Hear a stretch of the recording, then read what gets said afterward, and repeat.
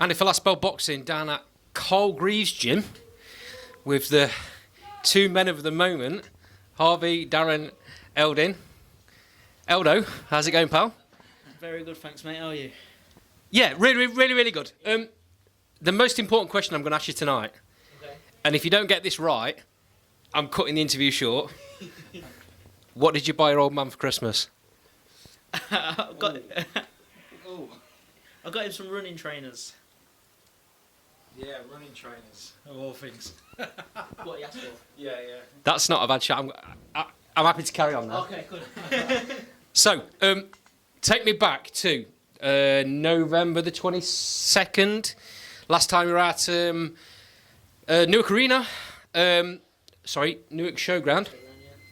You two were like two kids in a sweet shop, buzzing to tell me what was going on.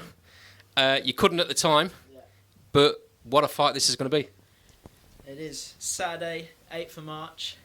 Big fight coming up, Commonwealth Youth Title fight against Jimmy Burnside.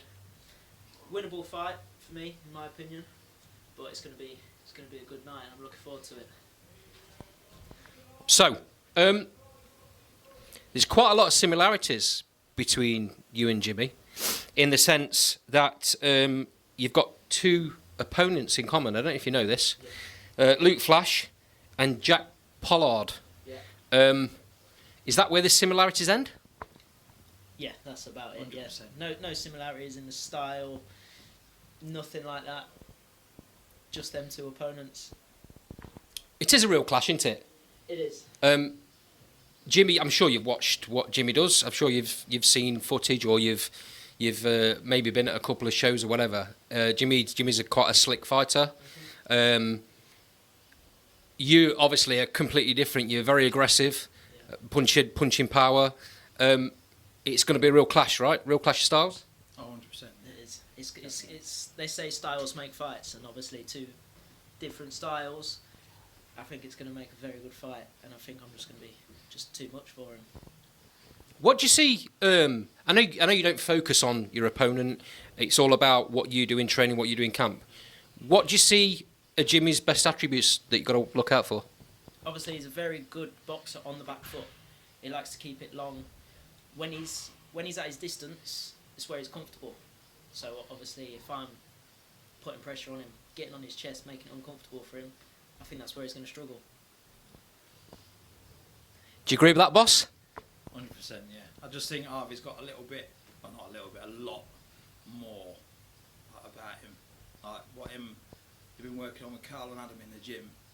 I've seen it's going to happen on fight night, and yeah, don't get me wrong, Jimmy. I've watched his fights, studied him a little bit, seen what he can do, but I just think Eldo's got a little bit too much in the gas and in the tank for him, to be honest.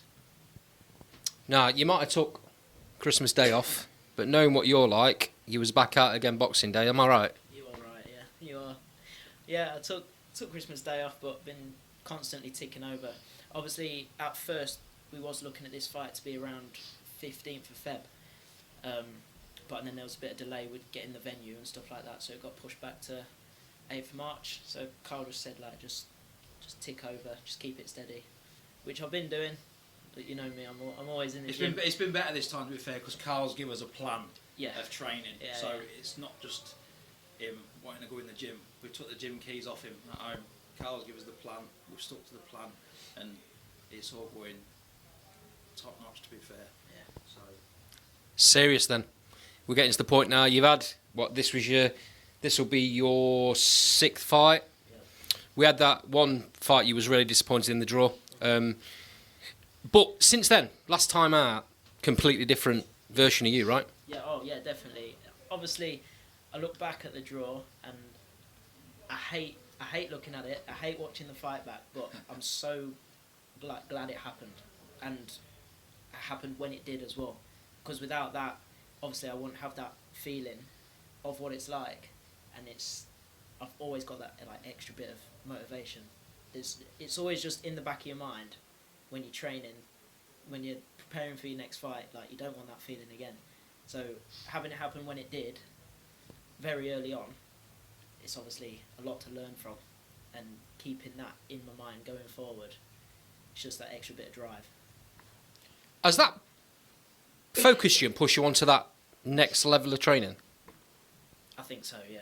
I think it's definitely, because it's just always there, and it wasn't a loss, but like it defeated me, and I never want to have that feeling of a draw, let alone a defeat.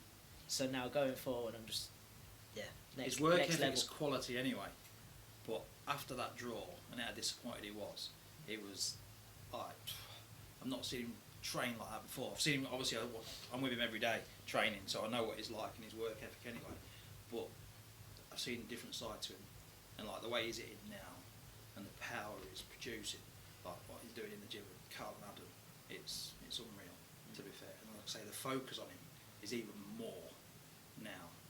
We're seeing a different side to him, a nastier side, but he's focused anyway, but the focus on him now is unreal.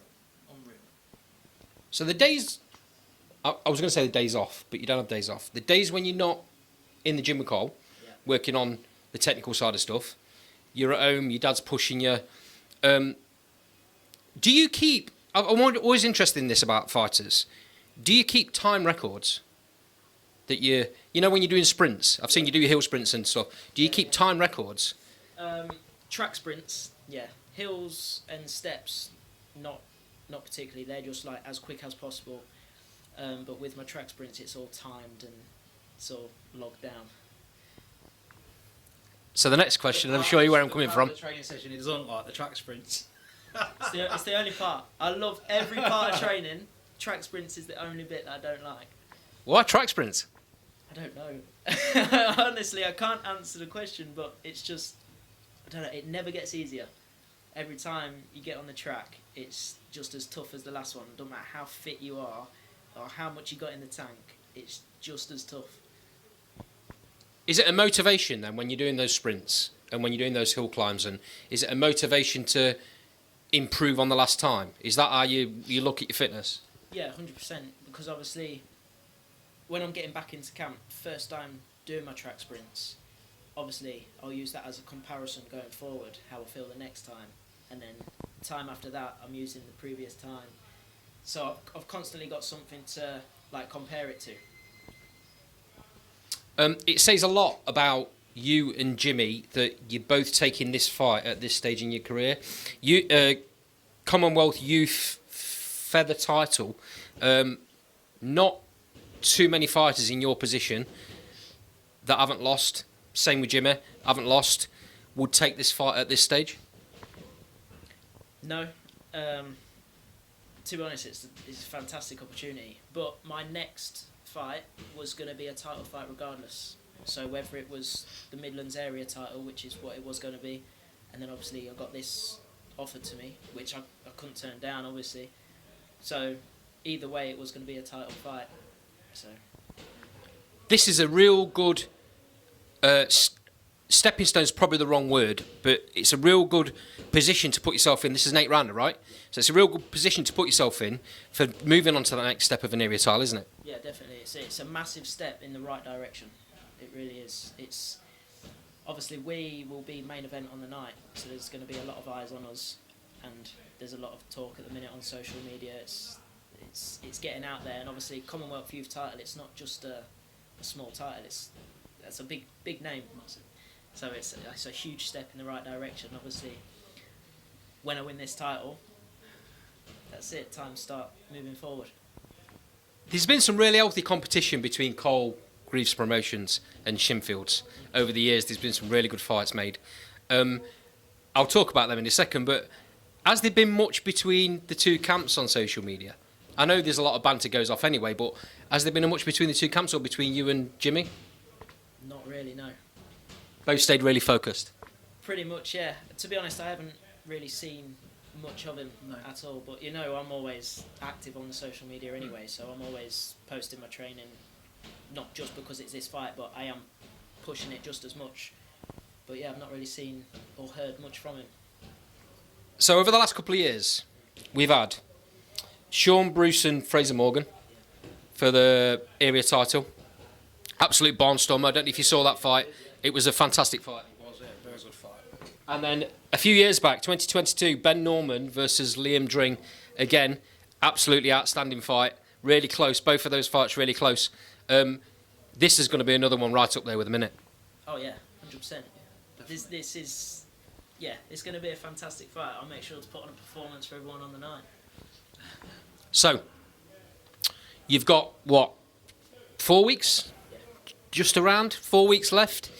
Without giving too much away, how do you tailor your training coming into a fight like this when you've got 4 weeks left? Obviously, the last week is normally just a cool down, just keeping yourself limber.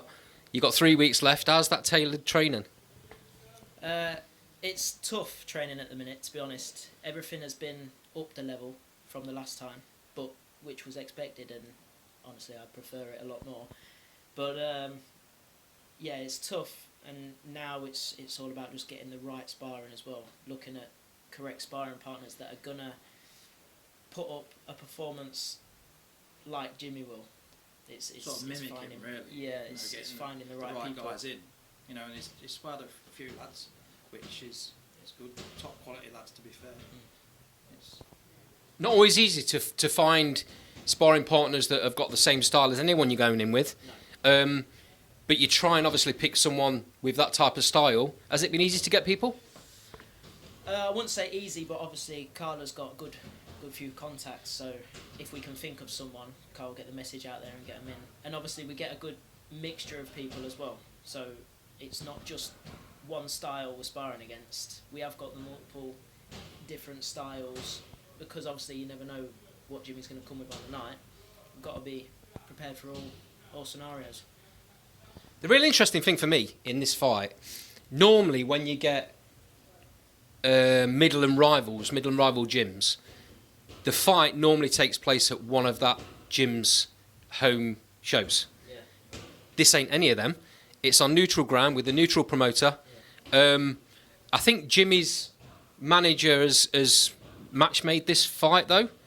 But other than that, it's a neutral promoter.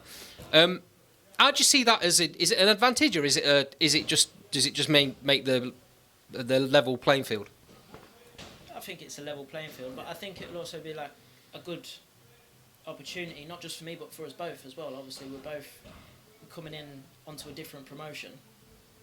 Obviously it's good, we're getting our names out there even more now, and like we're selling tickets to people, they're coming across from all over. He's got obviously or his area, my area, all coming in on this different promotion. It's definitely good, like, to get our name out there, but I don't think there's any advantage or disadvantage between either of us.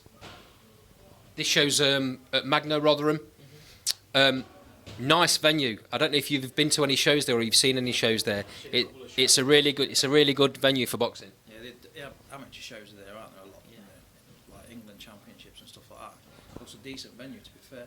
It's good. Early days of GBM, they had quite a few shows on there. I see that, yeah. Seen a couple of them. Yeah, it's gonna obviously the venue, it makes up for a massive part of the night of boxing, and obviously when you're selling tickets, you want to make sure people have a good night and stuff like that as well. So it's going to be good for them. So how's that going? How's your ticket sales going? You normally bring a decent crowd down.